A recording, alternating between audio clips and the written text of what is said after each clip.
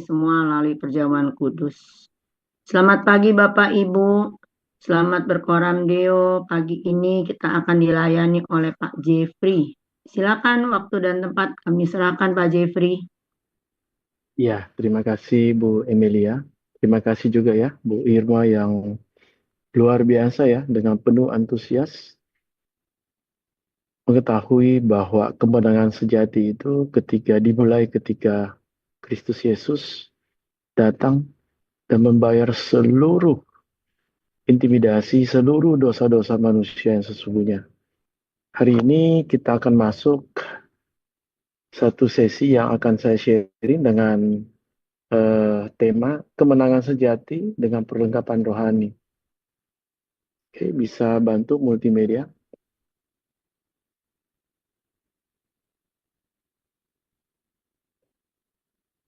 Kita masuk di dalam doa ya. Terima kasih ya Tuhan, terima kasih ya Bapa. Kami telah memanjatkan doa, syukur, dan kekuatan yang sejati itu, yang berasal dari Engkau, di mana kami telah melakukan musbah bersama Tuhan.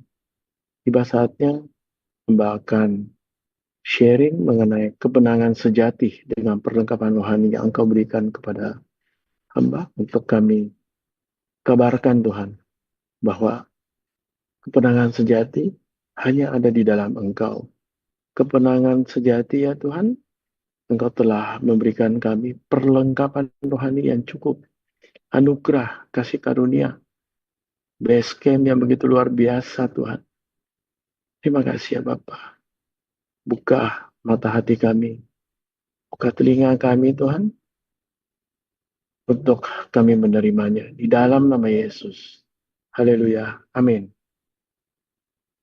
Oke, saya bagi tiga ya, kebenangan sejati dengan perlengkapan rohani ini. Sesi satu itu adalah kita mengetahui peperangan yang sesungguhnya. Next slide ya. Ya, kita mengetahui peperangan rohani yang sesungguhnya. Sesi kedua itu kita mengetahui bahwa Kristus yang adalah 100% Allah dan yang adalah 100% manusia datang ke dunia ini untuk satu rancangan yang dahsyat, tetapi karena dia manusia, dia dicobai juga. Yang ketiga, sisi ketiga adalah bagaimana kita menggunakan uh, perlengkapan rohani yang sudah diberikan oleh Allah Tritunggal dan melalui Rasul Paulus menerangkan begitu detail dan kita harus pakai dan kita harus menang. Kita mulai dari sesi pertama ya. Jadi kita mesti mengetahui peperangan yang sesungguhnya. Dimulai dari godaan iblis kepada Adam dan Hawa. Kehidupan manusia digambarkan di dalam Kejadian 1 ayat 26. Berfirmanlah Tuhan, baiklah kita menjadikan manusia menurut gambar dan rupa kita, supaya mereka berkuasa atas ikan-ikan di laut, burung-burung di udara, dan atas ternak, atas seluruh bumi, atas segala binatang melata yang merayap di bumi ini. Jadi setiap kita itu adalah gambar Allah Tritunggal ya. Karena gambar dan rupa kita, mereka adalah jamak Allah Bapa, Kristus, dan Roh Kudus. Kemudian kita diberikan roh, napas kehidupan yang berasal dari Allah juga.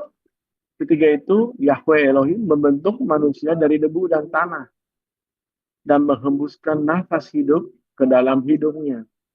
Demikianlah manusia itu menjadi makhluk hidup. Jadi kita mendapatkan neshama, rohnya Tuhan yang tinggal di dalam kita. Jadi kita terdiri dari roh, jiwa yang disatuin di dalam napas kehidupan, di mana di dalam jiwa itu diberikan kehendak bebas. Dan tubuh itu, ingat sekali lagi, itu dari debu tanah yang dibentuk dan akan kembali kepada tempatnya kembali ya, yaitu bumi. dunia ini. Next slide. Kemudian manusia jatuh di dalam dosa. Nah, dasar firman-Nya adalah Kejadian 3 ayat 6. Perempuan itu melihat bahwa buah itu baik untuk dimakan dan sedap kelihatannya. Lagi pula pohon itu menarik hati karena memberi pengertian. Lalu ia mengambil dari buahnya dan dimakannya dan diberikannya juga kepada suaminya yang bersama-sama dengan dia dan suaminya pun memakannya. Oke. Nah, setelah manusia jatuh di dalam dosa, manusia itu penuh dengan perjuangan karena akibat daripada dosa itu. Dan dosa itu pun ya, itu menjadi dosa mula-mula yang didapatkan oleh seluruh manusia. Kita baca di Kejadian 3:23. Lalu Yahweh Elohim mengusir dia dari Taman Eden supaya ia mengusahakan tanah dari mana ia diambil. Ya. Jadi akhirnya dia mesti berusaha dari tanah di mana dia diambil. Artinya dia harus ke duniawi ini. Karena kehendak bebasnya Adam dan Hawa ini adalah bagaimana dia memuaskan perasaan dia, asumsi dia. Oke, next slide. Kita mengetahui peperangan yang sesungguhnya itu di dalam 1 Yohanes 2 ayat 16. Sebab semua yang ada di dunia ini, yaitu keinginan daging, keinginan mata, serta keangkuhan hidup, bukanlah berasal dari Bapa, melainkan dari dunia. Jadi pilihan kita itu, nenek moyang kita Adam dan Hawa, itu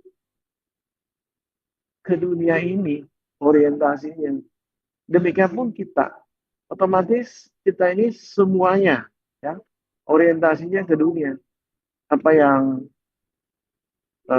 waktu lalu ya saya terangkan bahwa dimensi kehidupan itu, apakah kita mau ke duniawi, apakah kita mau masuk ke dalam dimensi rohani.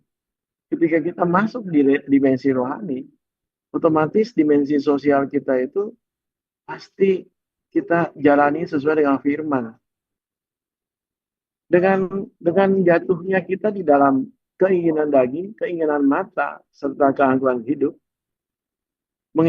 menyebabkan orientasi kehidupan kita ke dalam tuntutan dunia. Tuntutan kehidupan dunia membawa kepada keinginan dunia tentunya. Jadi kita juga tahu musuh terbesar daripada setiap kita ya, setiap diri sendiri kita harus menang ya. Kita harus mulai dari diri sendiri. Dikatakan oleh Dwight L. Moody ya, seorang pengabar Injil era abad ke-19 yang juga sangat terkenal, mengatakan bahwa harus diakui bahwa menaklukkan diri sendiri merupakan hal yang paling sulit. Juga para filsafat ya, Plato, Socrates, mereka ya. Saya ambil satu dari Plato. Kemenangan pertama yang terbaik adalah menaklukkan diri sendiri. Jadi ini yang pertama ya, kita mengetahui bahwa peperangan sesungguhnya itu adalah karena kita mendapatkan dosa semula dari Adam dan Hawa. Kemudian kita lihat yang kedua, next slide ya, bahwa Kristus adalah 100% Allah dan dia 100% juga manusia. Dengan rancangan karya terbesar ya dari Allah Tritunggal, Kristus menjadi manusia. Apakah dia lepas daripada cobaan? Ternyata tidak. Kristus dicobain juga dan diuji apakah manusianya ini tergoda atau tidak.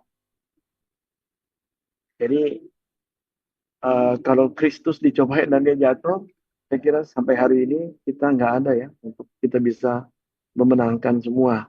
Seluruh umat manusia pasti dijajah oleh kekuatan daripada duniawi ini yang kita sebut iblis. Dan demikian juga percobaan di padang gurun ini, kita lihat ya, sekilas Lukas, kalau mau jelasnya itu kan di Lukas 4, 1-13. Saya baca ayat 3, 7, 9 ya.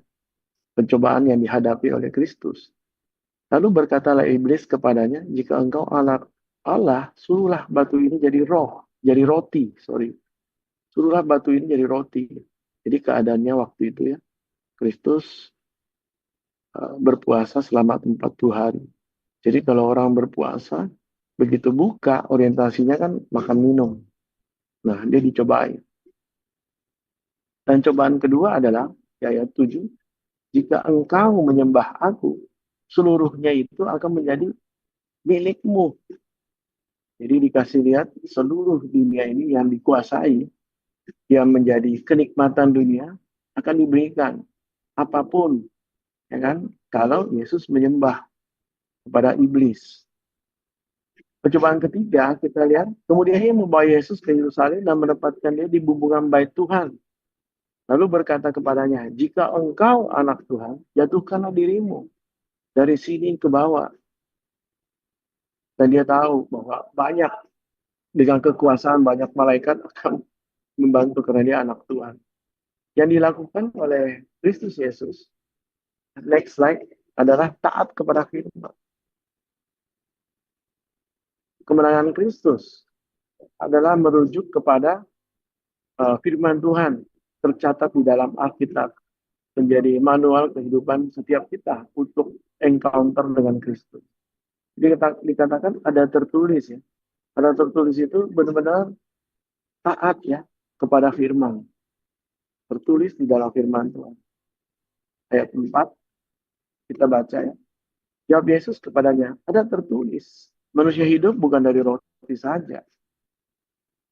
Ayat 8, ketika disuruh menguasai bumi, dikatakan apa? Ada tertulis.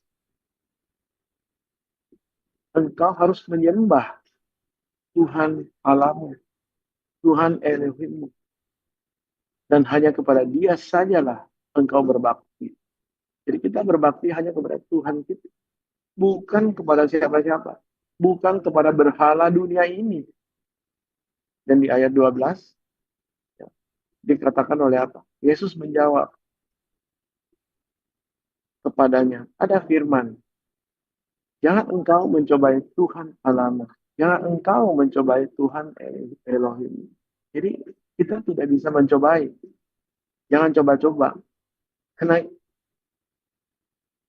orientasi kita kepada rohani kita. Ya. Orientasi kita kepada bagaimana kita masuk ke dalam kehidupan yang bukan duniawi. Orientasi kita udah mesti shifting kepada bagaimana membangun manusia roh kita yang harus dimulai dari saya. Nah itu sesi yang kedua. Sesi yang ketiga ini kita harus melakukan identifikasi musuh. Next slide ya. Identifikasi musuh dan mengenakan seluruh perlengkapan senjata Allah yang sudah diberikan kepada kita. Demikianlah yang disampaikan oleh Rasul Paulus kepada kita ya di dalam Efesus 6, 10 sampai 12. Kita tahu Rasul Paulus menulis untuk jemaat Efesus ini karena jemaat Efesus ini adalah menyembah Artemis. Dan dia dan Rasul Paulus beserta timnya, beserta komselnya itu berada di sana melayani luar biasa. Beliau mendapatkan hikmat marifat dari Tuhan dan keberanian yang sungguh-sungguh. Kita baca di Efesus 6, 10 sampai 12. Akhirnya hendaklah kamu kuat di dalam Tuhan, di dalam kekuatan kuasanya. Kenakanlah seluruh perlengkapan senjata Allah, supaya kamu dapat bertahan melawan tipu muslihat iblis. Jadi yang kita lawan adalah tipu muslihat iblis. Itu yang dilakukan oleh iblis terhadap Hawa, Adam, dan kita semua otomatis. Nah, dikatakan di ayat 12, karena perjuangan kita bukanlah melawan darah dan daging, tetapi melawan pemerintah-pemerintah, melawan penguasa-penguasa, melawan penghulu-penghulu dunia yang gelap ini, melawan roh-roh jahat di udara. Ya, itu yang tadi Ibu Irma doain. Dan itu memang sesungguhnya yang terjadi. Melalui tipu muslihat iblis, mempengaruhi pemerintah, mempengaruhi penguasa, itu melakukan hal-hal yang melawan daripada firman, melawan daripada amanat agung tentunya. Bagaimana mengasihi Tuhan, bagaimana juga mengasihi manusia yang dimulai dari Yerusalem, Yudea, Samaria, sampai ke ujung dunia. Jadi kita harus tahu, kita kaget yang melihat anak-anak Tuhan sendiri yang percaya kepada Kristus, yang baru menjabat sebagai penguasa, menjabat sebagai wamen, itu pun bisa melakukan korupsi yang dahsyat yang kita tidak tahu ujungnya. Itulah tipu muslihat iblis kepada setiap kita. Oke, apa yang disebut dengan perlengkapan senjata Allah? Kita lihat di Efesus 6 18 sampai 13 sampai 18. Itu ada kebenaran ya, ikat pinggang, ada keadilan, baju sirah, ada kabar Injil melalui kasut. Kita harus mempunyai iman percaya yang merupakan perisai buat setiap kita. Kita punya ketopong ya, adalah ketopong keselamatan. Kita punya firman Tuhan sebagai pedang roh. Dan seluruhnya kita harus lakukan kombinasi ya, secara komprehensif. Dengan berdoa setiap waktu di dalam roh. Ya. Oke, kita lihat satu-satu. Yang pertama adalah kebenaran ikat pinggang. Jadi berdirilah tegak, berikat pingganglah kebenaran. Berdirilah tegak, berikat pingganglah kebenaran. Hidup di dalam kebenaran berarti kita memiliki integritas, kejujuran dalam segala aspek kehidupan kita. Kita hidup di dalam kebenaran. Itu yang tidak mungkin di dalam pembuktian apapun, Tuhan akan lindungi. Bahwa kita itu benar. Bahwa kita itu jujur. Bahwa kita itu tulus. Ya. Tertulis juga di dalam firman, di dalam Yohanes 8, 31 sampai 32. Ayat 31, dikatakan jika kamu tetap di dalam firman-Ku, kamu benar-benar adalah murid-Ku. Dan kamu akan mengetahui kebenaran. Dan kebenaran itu akan memerdekakan kamu. Jadi kebenaran loh. Bukan sesuatu yang kita pakai misalnya topeng. Pembenaran diri. Ribut sama suami istri. Kita pakai pembenaran-pembenaran yang enggak. Kita enggak benar. Tapi kalau seorang yang benar-benar percaya kepada Kristus dan menaruh kehidupan dia di dalam Kristus, tentunya dia harus mengaku dosa, keterbukaan, merupakan awal pemulihan. Nah itulah sebenarnya supaya kita tidak dikacaukan dengan tipu muslihat iblis itu. Ya. Yang kedua, berbaju sirahlah keadilan. Kita harus mempunyai baju sirah. Yang dimaksud apa? Baju sirah itu berperilaku adil dan sesuai dengan kehendak Tuhan. Bukan hanya di dalam hubungan dengan sesama. Oke? Ya, sesama itu kan kita kelihatannya. Tapi juga di dalam jiwa kita. Bagaimana pikiran kita. Bagaimana perasaan kita. Bagaimana hati kita. Bukan hanya acting. Tapi semuanya orang lihat. Orang bisa tahu. Bahwa waduh. Memang dia benar. Memang hubungan dia itu tulus. Memang hubungan dia itu ikhlas. Memang dia membantu dengan tidak ada motivasi apapun. Tidak ada udang di balik batu. Ya. Itu yang kedua, berbaju sirah. Keadilan. Ya. Yang ketiga, di dalam Efesus 6 ayat 15. Kakimu berkasut kerelaan.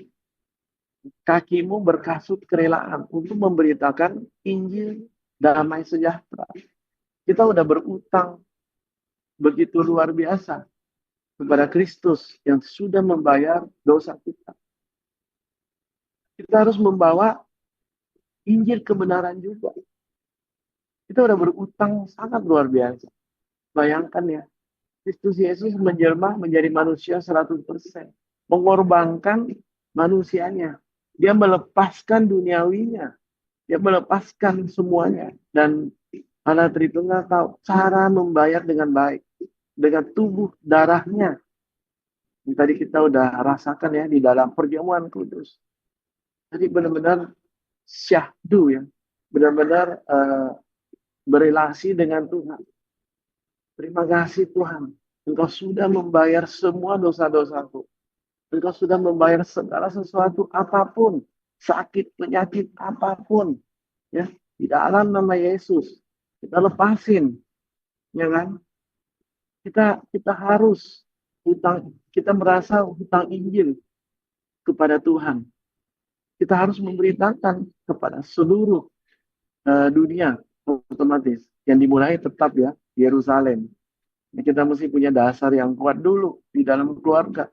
Jangan kelihatan hebat sekali, tapi di dalam Yerusalemnya ya problem. Ya. Yerusalem, Samaria ya mungkin lingkungan yang lebih besar kita di dalam usaha, pekerjaan, komsel, ya itu pun kan banyak, ya. Tapi tempat-tempat lain ya, wah hebat sekali padahal semua punya motivasi yang nggak benar. Kita siap untuk membawa Injil keselamatan kepada jiwa-jiwa yang merupakan amanat agung yang sudah diberikan kepada kita. Bagaimana connection kita dengan Tuhan, bagaimana kita terhubung ya, dengan Tuhan dan selalu terhubung sehingga kitanya kuat untuk mengabarkan Injil kebenaran ini. Karena tipu muslihat iblis itu luar biasa dahsyatnya. Saya pun sendiri jujur merasakan hal itu. Diintimidasi di dalam keluarga, diintimidasi di dalam pekerjaan usaha, diintimidasi di dalam kesehatan, diintimidasi di dalam keadaan. Yang terakhir, saya baru balik juga dari istri saya masuk rumah sakit hampir sebulan, diintimidasi terus. Tapi kita menang. Tidak ada satupun pelayanan yang kita undurin. Saya kaget. Tim kita sangat luar biasa. Ya memang adik-adiknya, adik perempuannya dua ya, kakaknya satu perempuan. Itu sisterhood mereka sangat luar biasa. Mereka orang sibuk. Mereka juga pelayanan di gereja. Tapi mereka benar-benar pelayanan di Yerusalemnya mereka ini sangat dahsyat. Mereka tinggalin semua dunianya. Mereka tinggalin bisnis mereka yang sangat besar, yang sangat sibuk. Mereka bilang apa? Saya menemani Lili jauh lebih berharga dari apapun.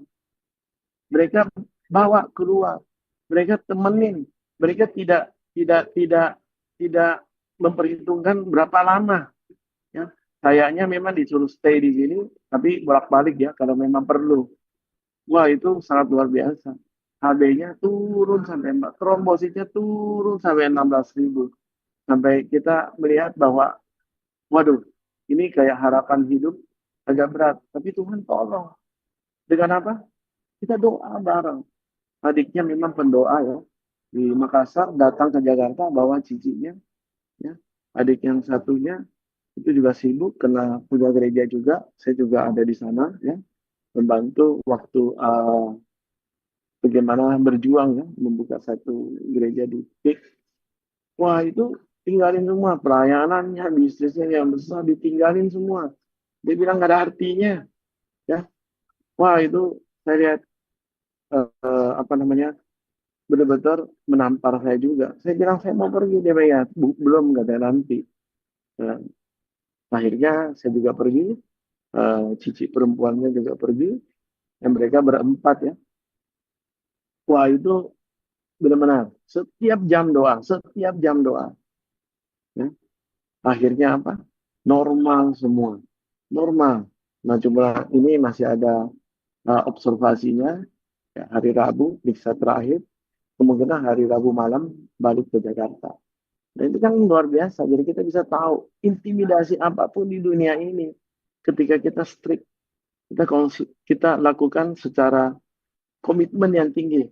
Dengan konsistensi yang tinggi, dengan persistensi yang tinggi. Tidak ada yang bisa melawan kita lagi. Tipu muslihat iblis pun akan berlalu. Ya. Oke, kita lihat berikutnya. Nah, iman perisai. Kita lihat di Efesus 6 ayat 16. Dalam segala keadaan, gunakanlah perisai iman. Sebab dengan perisai itu, kamu akan mendapat memadamkan semua panah api si jahat. Kamu akan dapat memadamkan semua panah api dari si jahat. Iman yang teguh dan bertumbuh berkesinambungan. Jadi tidak ada alasan, sebentar ya, saya mau ikut Yesus. Ya, seperti yang diterangkan di dalam firman Tuhan juga, bahwa tunggu dulu. Mau apa namanya, mau menguburkan eh, papa mama saya, tunggu dulu, ada ini, ada itu, nggak ada, jalan aja. Ya saya pun kenapa harus balik kemarin, ya hari ini, ya pelayanan di pagi di Mesbah Tamardi, ya. Saya juga harus di ibadah jam 7, dan saya harus ada sharing firman juga di tempat lain jam 10. Nah itu udah terjadwal kan, sudah 1-2 bulan lalu. Jadi tidak bisa ada alasan. Dan istri saya sebenarnya bukan suruh saya ke sana lah. Adiknya yang bilang, bisa datang nggak Cecang? Kayaknya kalau Cecang datang lebih cepat katanya pemulihannya. Diputuskan langsung berangkat. Dan dia kaget. Eh, 17 Agustus dia juga nggak bisa, dia nggak mau kan. Saya karena dia itu, pelayanan saya terhambat. Ya, bagaimana kita melayani Tuhan itu terhambat. Kan udah memang dari jauh-jauh hari. 17 Agustus saya tetap pelayanan.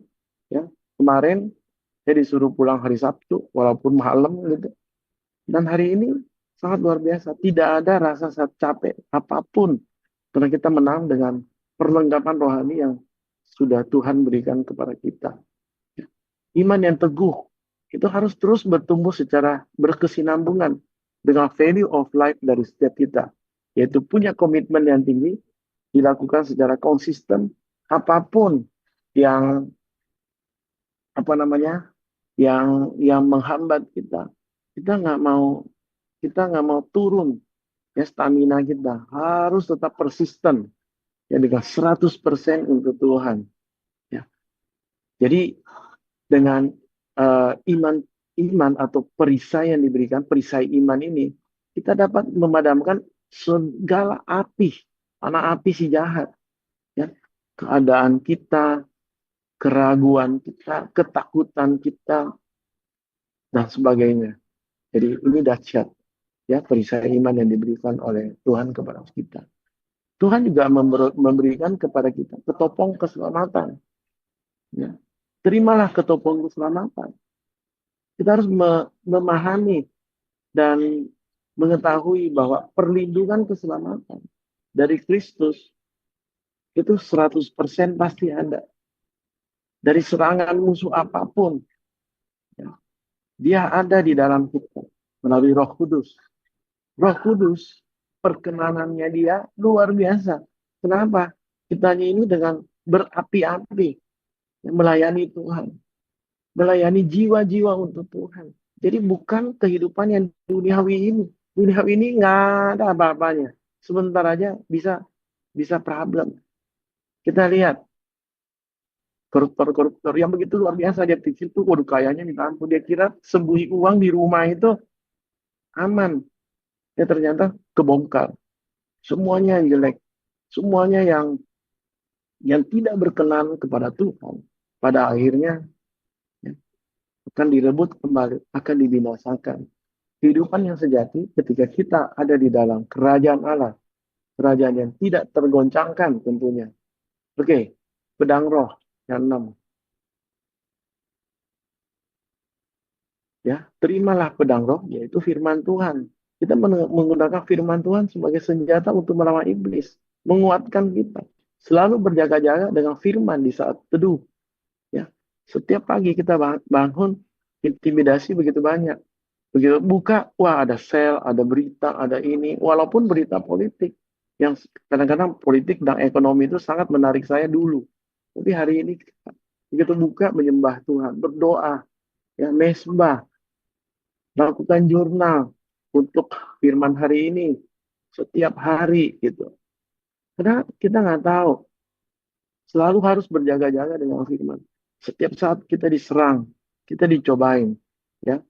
Siapapun dia, tidak ada yang apa, tidak ada yang kuat di dalam dunia ini kecuali kita ada di dalam kerajaan Allah, kerajaan yang tidak tergoncangkan. Ibrani 12 ayat 28 ya, kita sudah ada di dalam kerajaan yang tidak tergoncangkan. Marilah kita dengan hormat, dengan takut ya menyembah Dia. Oke, yang ketujuh, kita harus berdoa setiap waktu di dalam roh. Dikatakan di dalam Efesus 6 ayat 18, dalam segala doa dan permohonan, berdoalah setiap waktu di dalam roh. Dan berjaga-jagalah di dalam doamu itu. Dengan permohonan yang tidak putus-putusnya untuk segala orang kudus. Saya lihat itu yang dilakukan oleh adiknya Bu Lili ya. Terus berdoa, terus berdoa. Saya datang juga, kita terus langsung bangun mesbah keluarga. Langsung kita doa sepakat. Langsung kita Zoom ya dengan anak-anak, mantu dan cucu-cucu. Kita doa terus.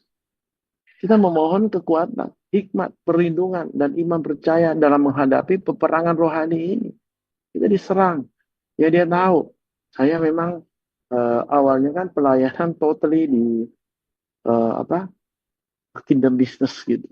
Nah sekarang apakah itu yang menjadi suatu perlindungan di dalam kehidupan kita? Ternyata ya memang kita pikir bisnis itu semua orang lihat itu kan pasti siapa dia, kerja apa, jabatannya apa. Padahal itu untuk duniawi loh. Nah itu yang saya terangkan waktu yang lalu ya di dalam dimensi kehidupan di mana kita harus eh, next slide, di mana kita harus eh, metanoia ya. Pola pikir kita harus metanoia, harus berkembang. Ya saya titik break even-nya kan pas di umur 40 ya. Bahwa kehidupan duniawi dan rohani itu seimbang 50%. Bisa next slide? Nah, ini ya gambarnya.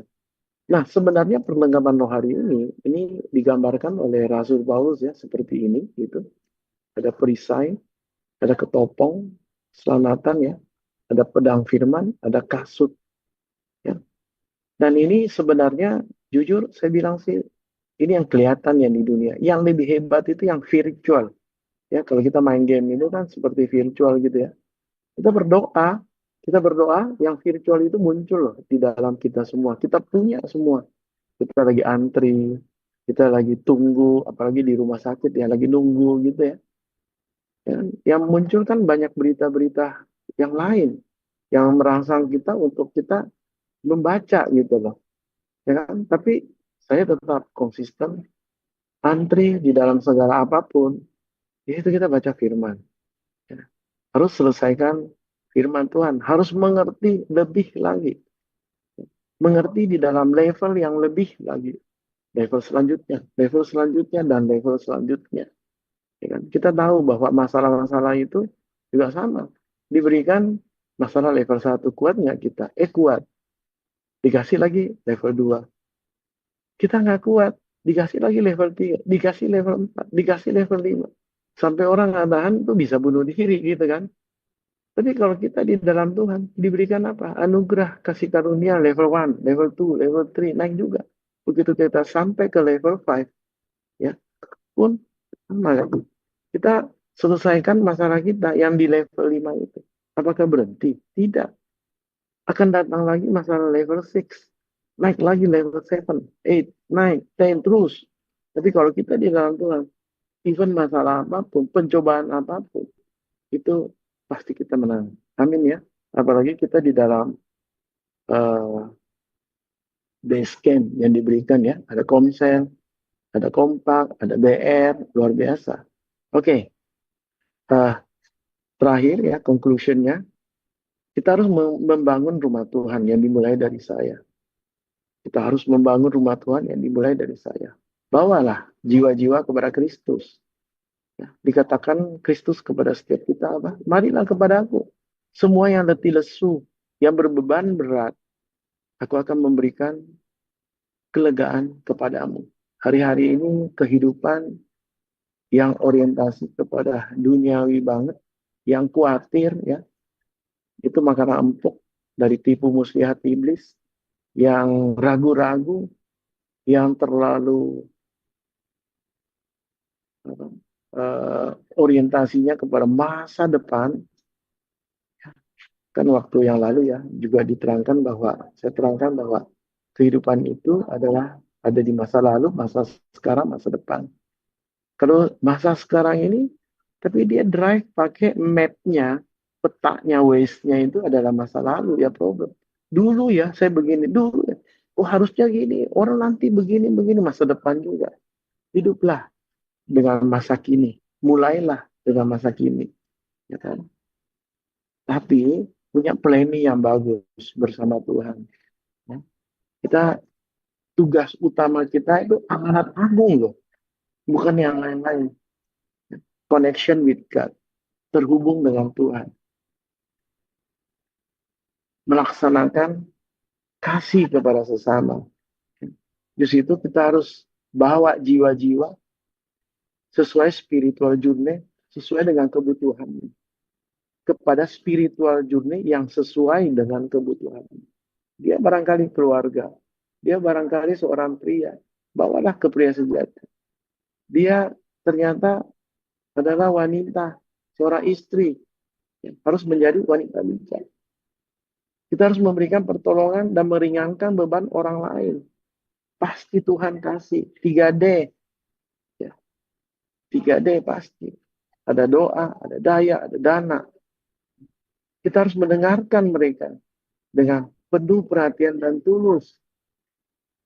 Kita mesti melakukan yang memberikan contoh dengan perkataan, tindakan, dan kita mesti menjadi teladan. Kita mesti harus menjadi showcase-nya Kristus. Kita harus berjalan bersama Kristus, belajar bersama Kristus dan berubah, ya, seperti Kristus. Ya, di dalam rumah, di tempat-tempat kerja, kita adalah showcase-nya Kristus. Kenapa? Karena bagi dia lah kemuliaan sampai selama-lamanya. Dan terakhir kemarin mau balik ke Jakarta, ya, dicek kan detection-nya itu kayak banyak banget ya, ada demam berdarah, ada apa dan sebagainya. Ada lagi kanker darah, leukemia, ada autoimun dan sebagainya. Tapi yang terjadi darah Kristus mengalir di dalam dia. Apa yang dia lakukan di sana itu benar-benar ya namanya blood plasma ya, plasma exchange treatmentnya. Jadi darah yang lama itu plasma darah yang lama dikeluarin, diberesin, terus plasma baru masuk. Nah itu dilakukan awalnya dikatakan 10 kali, tapi 6 kali udah sembuh. Udah normal semuanya. Itu dahsyat. Dan kita doa bahwa darah Kristus yang tergantikan dengan tubuh yang baru luar biasa. Loss weight-nya itu cukup tinggi ya. Itu kira-kira barangkali sekitar 12 sampai 15 kilo gitu. Wah ngeri. Waktu di sini itu hampir udah nggak bisa bergerak. Jadi kita pakai yang namanya medical evacuation. Ya, terima kasih ya. Terima kasih juga ya Bu Farida dengan doa-doanya. Thank you banget ya Pak Mardi dan keluarga. Terima kasih, Tuhan Yesus memberkati. Saya berikan kembali kepada host.